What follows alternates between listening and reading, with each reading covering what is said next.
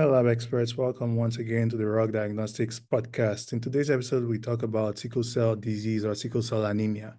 It's a disease you've probably heard about a lot, and it probably affects people in your different countries. But today, we want to talk about the role of medical laboratory scientists in the management of this disease and how we can help alleviate the suffering of the populations and our communities. And to do that, we are here today with a medical laboratory scientist, Daniel Landee, joining us from Nigeria. How are you doing today, Daniel? Hey, I'm doing fine. Good evening. Thanks a lot for taking the time to be here with us today to talk about this actually quite important problem that we've been having for a very long time. And it seems we haven't yet found a serious solution to. And I think it's going to take a lot of us coming together to talk about it and to discuss potential solutions before we get to a point where it can be actually contained. But before we get into the details and talk about sickle cell anemia, tell us, who is Daniel Landee? Okay, good evening, everyone. My name is Daniel Landee, and I'm a medical laboratory scientist by profession. And I'm also a sickle cell advocate, and that's one of those things I do for volunteerism. And I came across RoK Diagnostics on LinkedIn some months back, and then we're here now. And over the years, I've been fully involved into clinical laboratory practice with my few years of experience post college education. And then I picked interest in sickle cell advocacy because of some close friends that I've lost and how I see the trend, and it's something that should be alarming anyway. So in the course of our discussion, I hope to bring us abreast with some things that I've put down to help us see how, as scientists, will play our roles to curb the menace and see how it doesn't transcend from this generation to the next. Thank you. Yeah, we really want to stop the spread from this generation to the next. And before we get into talking about us as medical laboratory scientists, maybe we can quickly talk about the public. Where you are, is the public really aware of sickle cell anemia, or what is the level of awareness around you, according to you? Well, like I'll say from experience, I have partnered with quite a number of sickle cell foundation, and then it's more like a me and you thing. It's me and my friends thing, but the general populace don't even see it like that. I am from the northern part of Nigeria, where at some point in time I was traveling in a bus and I overheard some people discussing. They were talking about sickle cell, and someone said that in Hausa language. Someone said that, "Did you go to check on this person?" They were discussing about someone, and then they were like, God even gave them this sick child. So we so believe in Africa generally. I think we are more religious and would I say logical about things like this. We believe that everything that comes to us comes from God. Yes, it's God then, but He still gave us the ability to make choices. And then the only way we take informed decisions about this is when we actually decide to go logical about it, because genetics doesn't change, it doesn't lie, and you cannot find your way around it. I've seen instances when AS and AS get married and then they will believe, okay, it's just 25% of the child you give birth to that will turn SS. But you find out that first, second, and third children all come out as SS, and you would wonder, you play your mind around science and really can't figure that out. And I think the awareness level is quite low. Few persons that are well educated may know about it, but you would ask yourself, what do they do to get the others that are not educated about it to know? Yeah. The awareness level is quite low.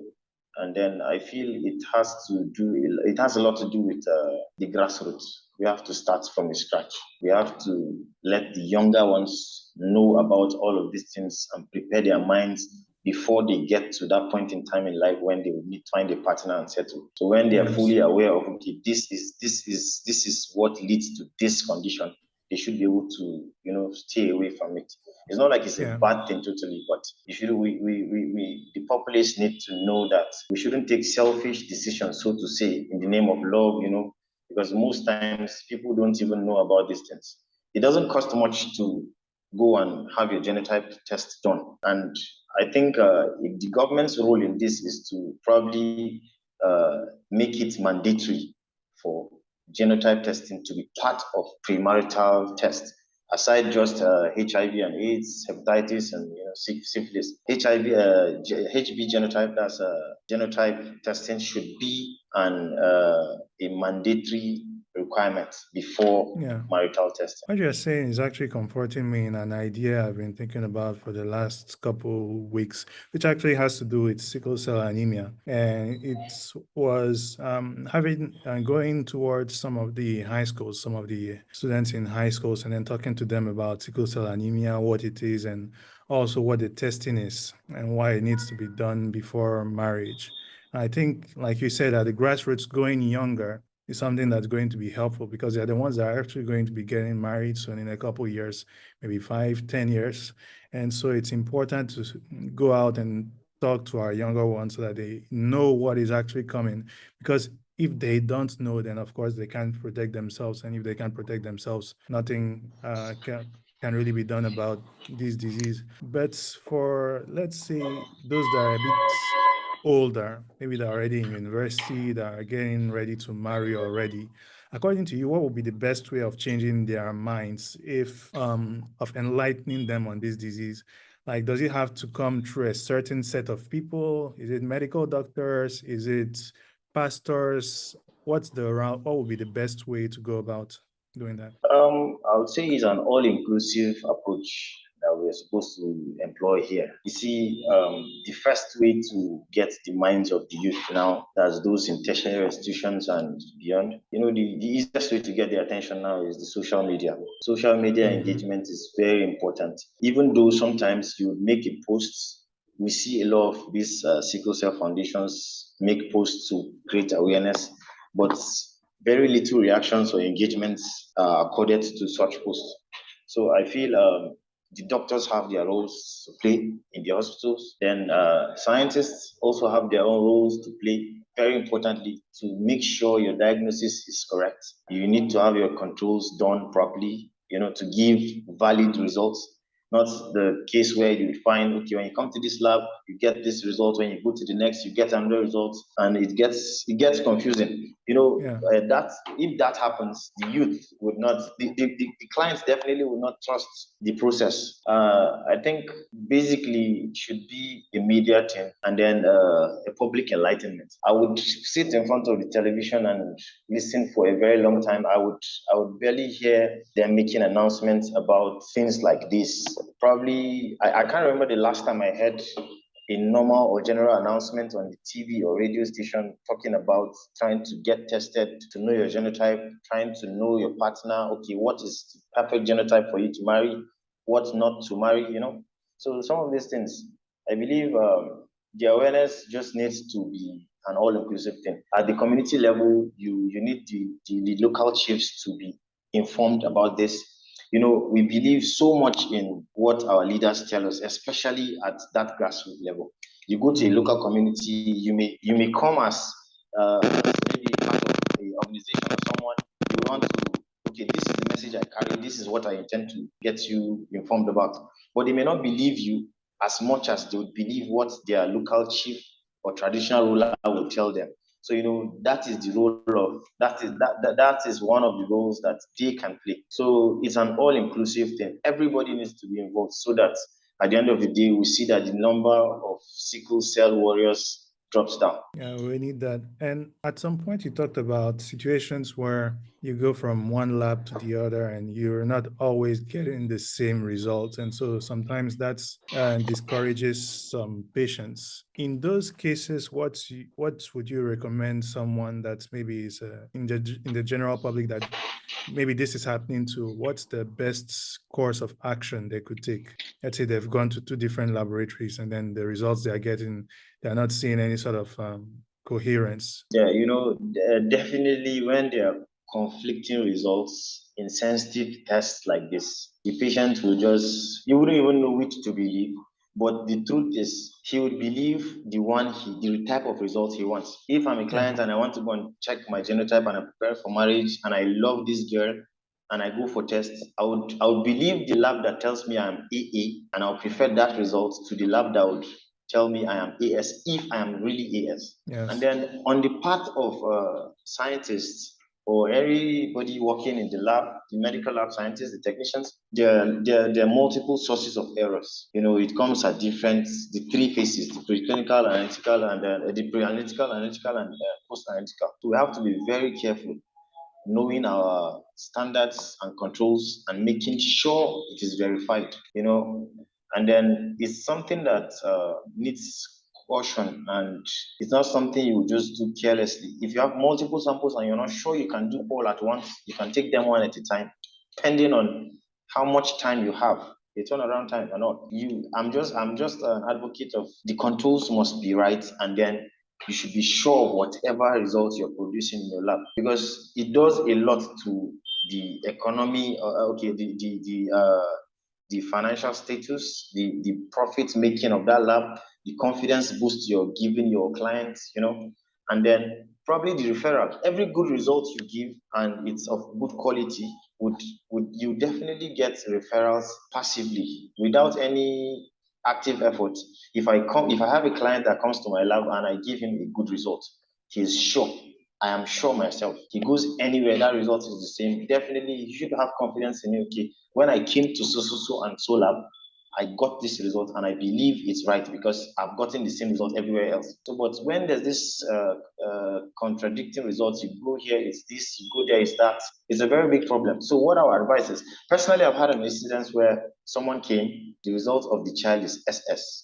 But he did Yeah. not believe. He went out to two different places. He got ASAS. He came back to my own lab at the hospital I was training then, to create a scene. So I said, wait, is your wife AS? He said his wife is AA, he is AS.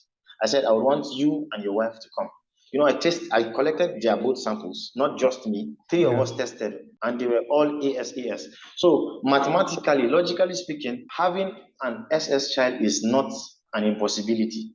Then we retested the child and discovered his SS. So, at first he was at rage and feeling upset. But after going through that process, even though it cost me my time, resources, and all, I still proved to him that, okay, what we generated there was good. And, he had peace of mind. He Yeah. already felt at peace that, okay, getting what you want is not really what you have or what you deserve at some point in time. So it has a lot to do with being cautious and selective about quality. So Yeah. that's my take on it. Yeah, and I guess in this story, one thing we also need to remember is, as a medical laboratory scientist, you also have to make sure you're patient with your patients, that you take your time to actually listen to them. Because if someone comes and then the person is upset, yes, you might think you're in the right, but the person is upset for a reason. Telling them that they are wrong is not necessarily what's going to allow them to calm down. And usually in those cases, you need the Yeah. person to calm down. So listening to them is something that's going to be helpful already as a starting point in those sorts of situations. Now, what else do we need to do as medical laboratory scientists to help? Okay, aside the awareness part where I said it has to go from grassroots, and then also the next step would be putting all sense of cautiousness when carrying out the test, from the sampling, the preparation, the setting your machines, ensuring that power failure is not even something you're associated with in your place of work, for real, That's the one that is the because hardest. there are different factors that affect. Well, we understand that power is not assured, Yeah. and also trying to get abreast with current trends revolving around some of these things. I've met persons that, okay, you see AS, you know AS, you see AA, you know AA, you see SS, you know. But when you see AC, because it's the first time you're seeing it, you just assume it's one of those things.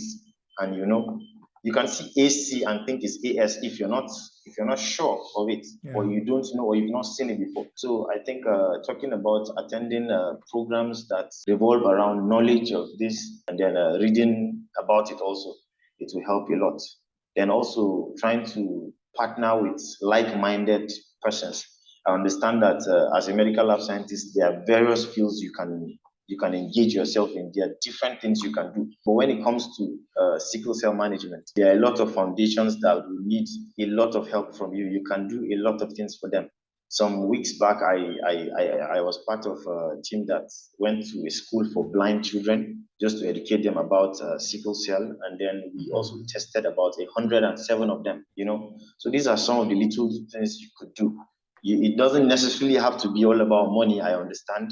But then these are things that would play as our roles as scientists to ensure that this thing doesn't go beyond this generation. So it's not just about talking about it, but even something as simple as giving a little bit of your time to go to a place and then help an organization that's already has the structure in place to do the testing is something that's already extremely important, because it allows people to know their status, and then from there they can make an informed decision in a lot more easily. Now, going back a bit to the idea of errors, and now there are multiple kinds of techniques that could be used for the testing. Now, let's say, are there some more advanced techniques that patients could have access to, let's say, where you are unsure about the results they have been obtaining? Is it extremely expensive? Is it less expensive? How does it work?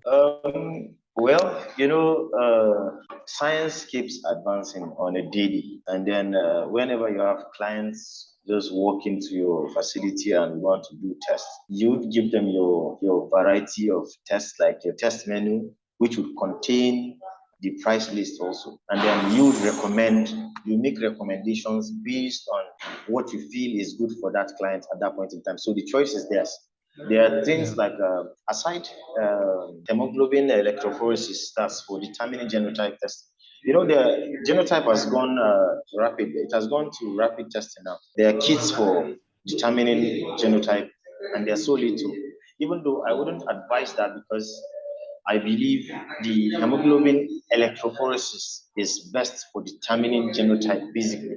And then there's this hemoglobin quantification too, though it's more expensive than obtaining normal genotype electrophoresis results, but the quantification would give you the percentage of each of these variants in the person's blood. So basically, if the person can't afford that quantification, then I think hemoglobin electrophoresis is quite affordable. In Nigeria, I think basically on an average, it costs about 1,500 naira to 2,500 naira. And this is something that, when you do genotype once, it doesn't change.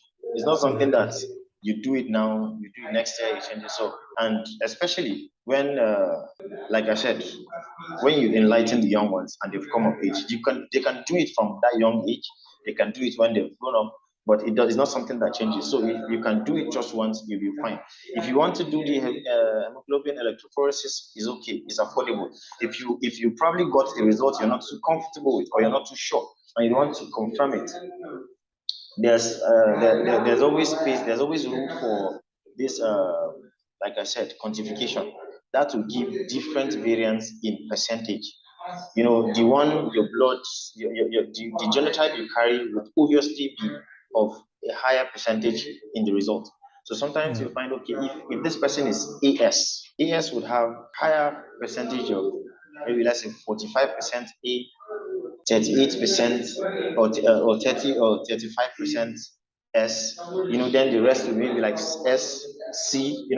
So quantification is just like the bus stop, because when you do that, you know that this is where it stops.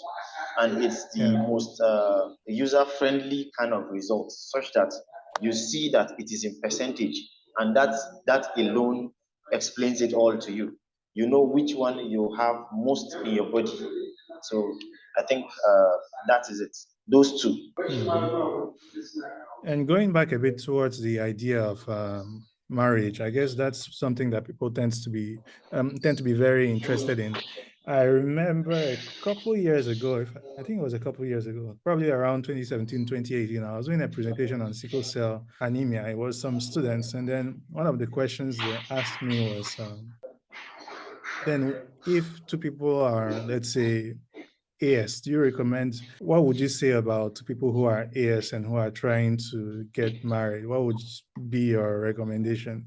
Not necessarily as a medical laboratory scientist, but you yourself. Well, now not just in laboratory scientists, there's like a chat for that, and it's readily available anywhere you search for it on the internet. The truth is, you see, AS and AS is not compatible, and it's because of the obvious reasons. You understand?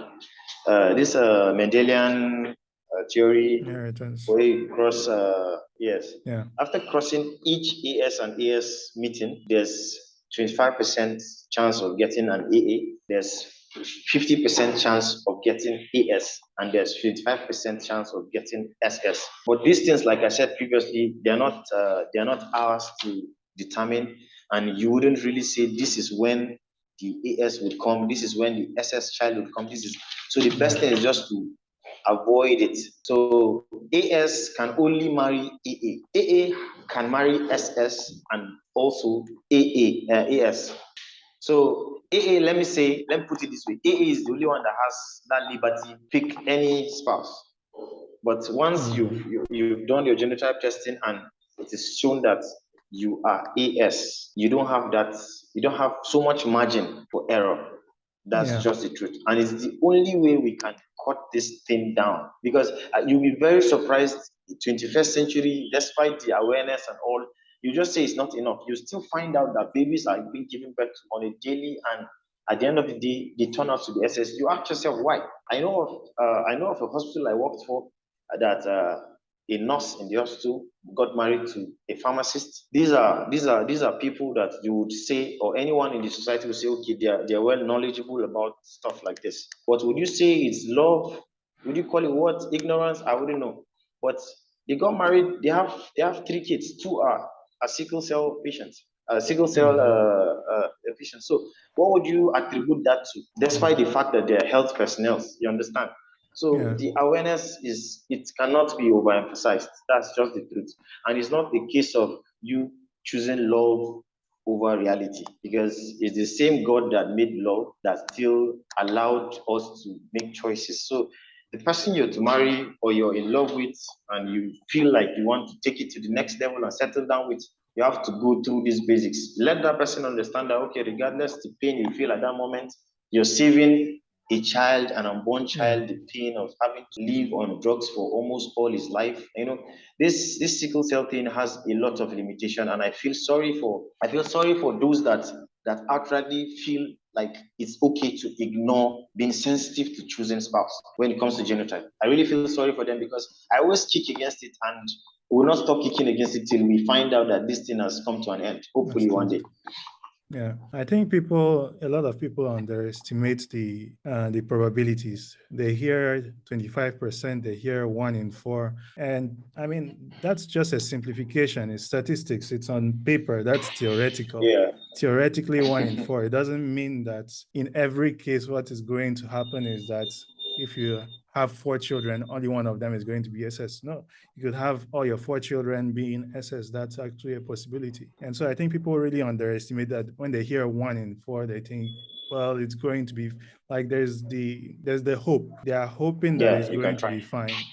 They are hoping, okay, let's try and let's see what happens. The problem is, at the end of the day, if it happens, you can't change it. What is done, and it's the life that is the child that will have to live with it. So something that needs to be taken into account before getting into a marriage. Now, as part of your advocacy, when you discuss with couples that have already had children who are suffering from the disease, what are some of the methods they try to use to ensure that their child stays healthy? Okay, we call them caregivers.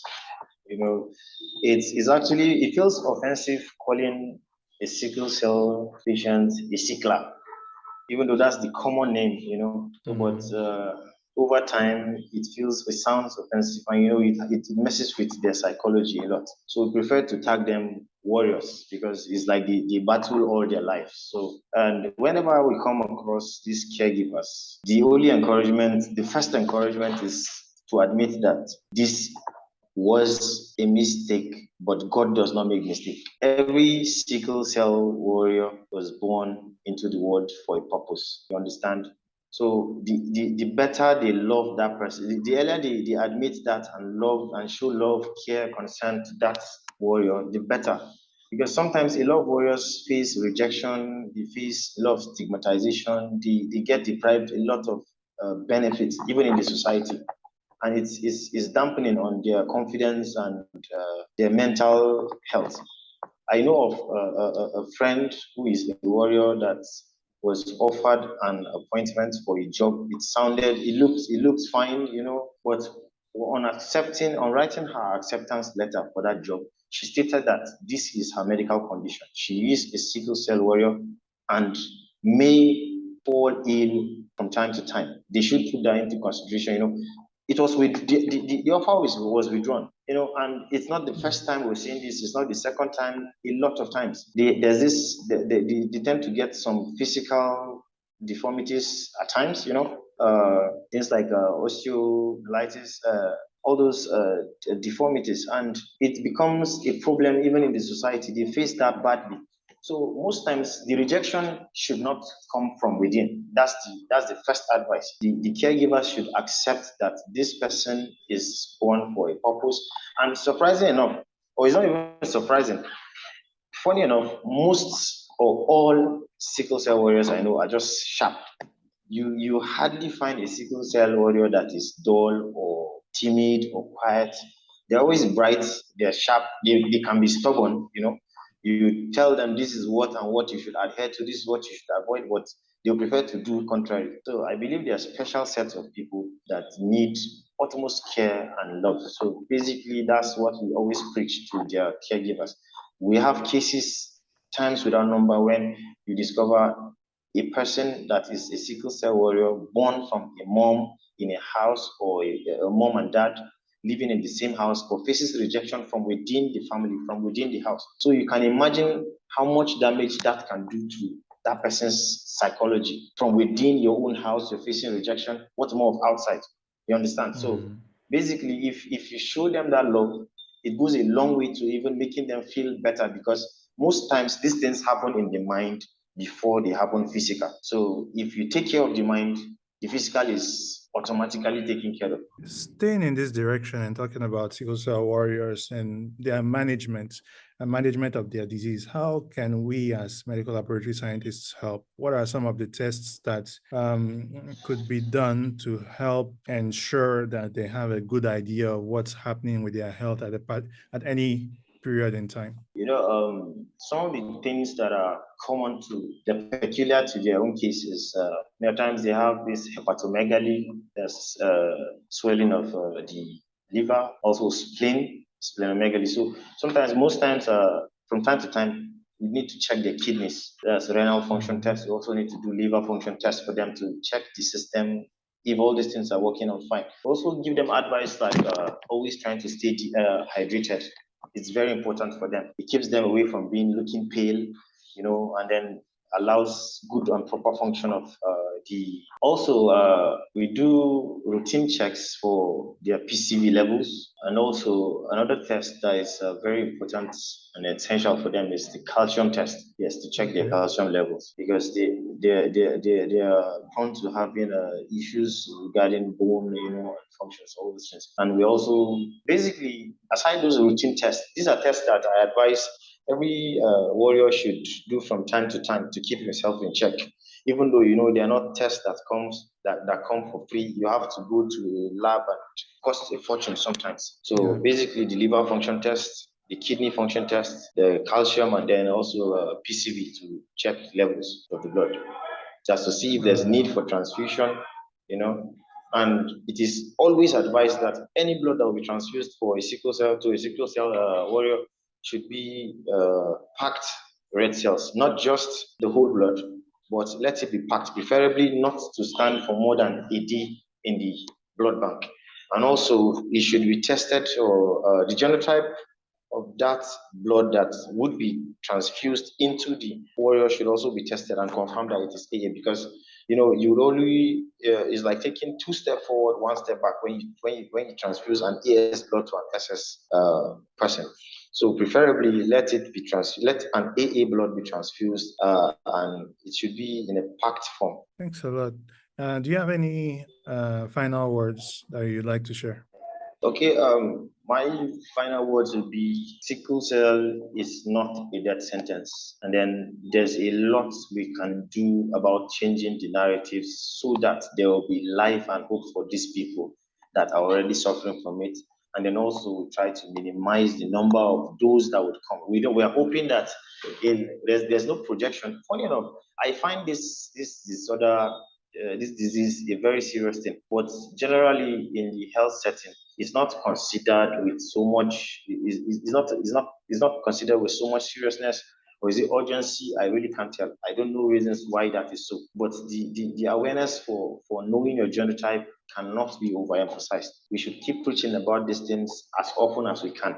If you've forgotten your genotype, you should go and check it. It doesn't change anyway. It's something that you've checked and you know, stick to it and then make informed decisions. When it's time, when you've come of age and it's time for you to pick a partner, you shouldn't make the mistake of choosing love over reality. It's very important to ensure that sickles or genotype testing is part of your premarital test. The same way you'll be afraid when you discover that the person you're intending to marry has hepatitis B, hepatitis C, HIV, syphilis, should be the same way you should be afraid for that unborn child when you discover that both of you are not compatible.